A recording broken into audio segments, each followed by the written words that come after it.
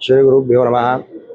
सप्तदिन साध्य नवमुखात्मक सहस्रचंडी नावाचा यज्ञ 1 तारखेपासून 7 तारखेपर्यंत चालू आहे। त्यामध्ये आज आपण विशेष पूजा या ठिकाणी केलेली आहे। देवीची राजोपचार पूजा केलेली आहे।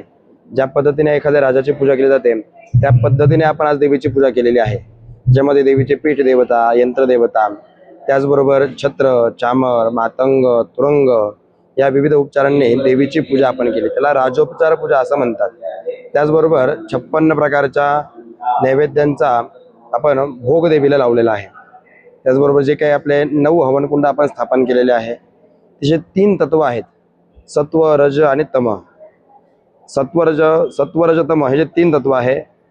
पहिलं तत्व जे कुंडाच्या 3 परिधी असतात। पांढरी परिधी ती म्हणजे सात्विक परिधी, दुसरी रक्त परिधी असते ती राजसिक परिधी, त्याचबरोबर तिसरी जी परिधी असते काळ्या कलरची ती असते तामसिक परिधी। त्यामध्ये क्रमाने ब्रह्मा, विष्णू आणि महेश या 3ही देवतांची स्थापना, कंठ असेल, वास्तुपुरुष असेल, नाभी असेल, या विविध देवतांची स्थापना करून कुंड देवतांची स्थापना केली जाते। आणि 3 प्रकारच्या अग्नी सांगितले जातात। एक जी असते सर्वात शुद्ध अग्नी, जी म्हणजे लाकडावर लाकूड घासून घर्षण करून तयार केली जाते, अग्नी मंथन प्रयोग त्याला म्हणतात। त्याचबरोबर दुसरी अग्नी असते जी भिंगाद्वारे घेतली जाते।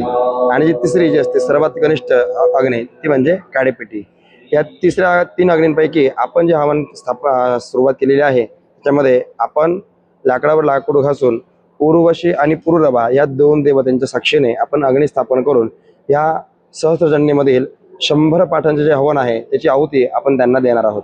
आणि अशा पद्धतीने आपण हा कार्य परिपूर्ण करणार आहोत।